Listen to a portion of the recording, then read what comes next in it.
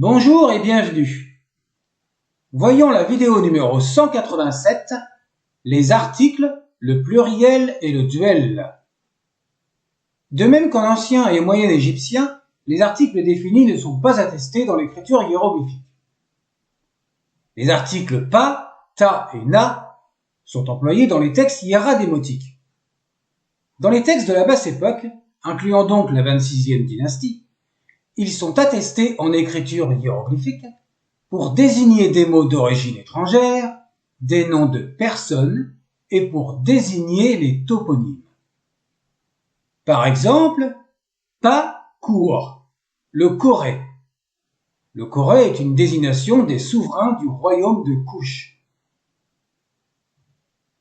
Pa-Senen-Rensu, c'est le fils du roi Amasis. Littéralement, nous avons le frère du dieu Khonsu. Tadeenet, la falaise, c'est la désignation du Djebel Barkad, le promontoire rocheux qui domine la ville de Napata, la capitale de Kush. Le mot Déenet signifie également le front. Il s'apparente au promontoire rocheux. C'est pour cette raison que l'on retrouve le signe de la tête dans la graphie. Ce terme Tadeenet ne doit pas être confondu avec son homonyme, signifiant la ville d'Ankiron-Polis, située dans le 20e nome de Basse-Égypte, mais également dans le 18e nome à d'autres périodes. Ce n'était juste qu'une remarque géographique. De même, l'article indéfini wa est très rarement attesté. Le féminin et l'équivalent du pluriel neien ne sont pas attestés. Le déterminant est au pluriel, car il indique un ensemble ou une catégorie définie par celui-ci.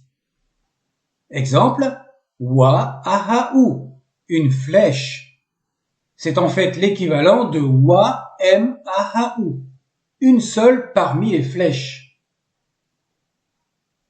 Les marques du pluriel sont les mêmes depuis l'Ancien Empire, c'est-à-dire en rajoutant les signes des trois traits. Quelques attestations montrent les signes de la caille avant ou après le déterminatif et même l'ellipse des trois traits. Et comme en ancien égyptien, on trouve également le triple déterminatif et l'idéogramme de la même manière. Voyons ces exemples. Ahet, le champ, au pluriel Ahut, nous, le chasseur, au pluriel nous, Iwa, le taureau, plus précisément à longue corde, le pluriel est Iwaou, en triplant le déterminatif. Ensuite, nous avons Iteru pour le fleuve, Hemnetcher, le prêtre, It, le père, qui montre que la lexie est triplée pour indiquer le pluriel, Set, la place, Sout, les places, avec la variante simple, et K pour le cas, avec l'idéogramme triplé pour indiquer le pluriel. Le duel est noté dans la majorité des cas en redoublant le déterminatif ou en dupliquant l'idéogramme. Il existe quelques attestations avec la désinence supplémentaire du ou, en plus de la réduplication de celui-ci. Rappelons que l'expression du duel désigne généralement une entité bien définie, contrairement à la numération. Exemple, P sèche, la portion, la partie. Au duel P sèche-oui, les deux portions, les deux parties. Généralement d'un pays, d'un fleuve. Djou, la colline. Au duel Djou-oui, pour les deux collines, séparant un pays, une route. Ah, la porte. Ah oui, les deux portes, ou les deux vantaux d'une porte, et par extension les deux frontières d'un pays. Ta, la terre, le pays, Taoui, les deux terres, pour désigner l'Égypte par la haute et basse Égypte. Pet, le ciel, Péti, les deux cieux. désignant en plus le ciel inférieur dans la cosmogonie égyptienne. À cela, il est intéressant de remarquer que plusieurs lexèmes sont notés différemment dans l'écriture hiéroglyphique. Il existe des faux duels et des faux pluriels, ou des notations définies par la sonorité ainsi que les collectifs qui sont féminins. Voyons quelques exemples pour comprendre ces structures. Elles sont également connues dès l'Ancien Empire. La longueur se dit out. Au pluriel, nous avons donc, dans un contexte traditionnel, out, les longueurs, mais également la traduction de une extension, une longueur de, pour définir une idée abstraite.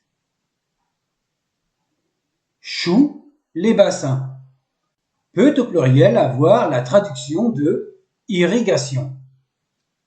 Remetch, les gens, plus la variante avec les 3 signes A1.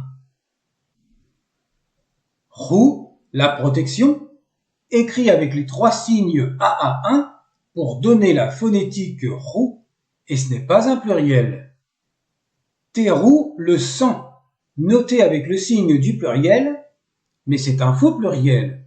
Le signe de la palette de Scribe peut donner le bilitaire terre ou tcher, en plus de l'habituel sèche. La translittération en terou, écrit avec les unilitaires, est attestée dans d'autres textes, ce qui lui confirme la bonne translittération. Guessou, les voisins, écrit avec un faux duel, pour indiquer une extension ou une infinie. Le sens littéral pour les 2 voisins n'est pas attesté, car dans ce cas ce serait une numération. Ou alors, dans l'ancienne Égypte, il y aurait une généralité indiquant que l'on a tous 2 voisins. Ça paraît improbable.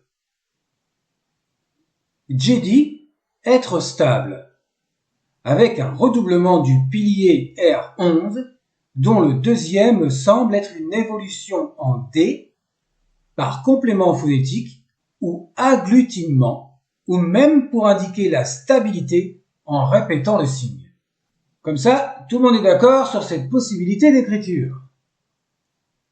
Asher, rôtir, indiqué par le signe représentant la viande et un faux signe du pluriel pour représenter, généralement, le fait de rôtir plusieurs morceaux de viande. Le morceau de viande représente le verbe rôtir. Nous avons là un principe d'écriture cryptographique que l'on rencontre par exemple dans les textes du livre du jour et de la nuit, la stèle de Naucratis, ou encore en grande majorité dans les textes ptolémaïques et romains, tout comme l'acrophonie. Mais ceci est une autre histoire.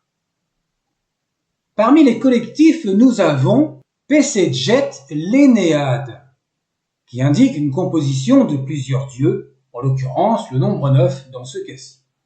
Mais l'indication par un triple signe en déterminatif peut montrer une quantité plus grande.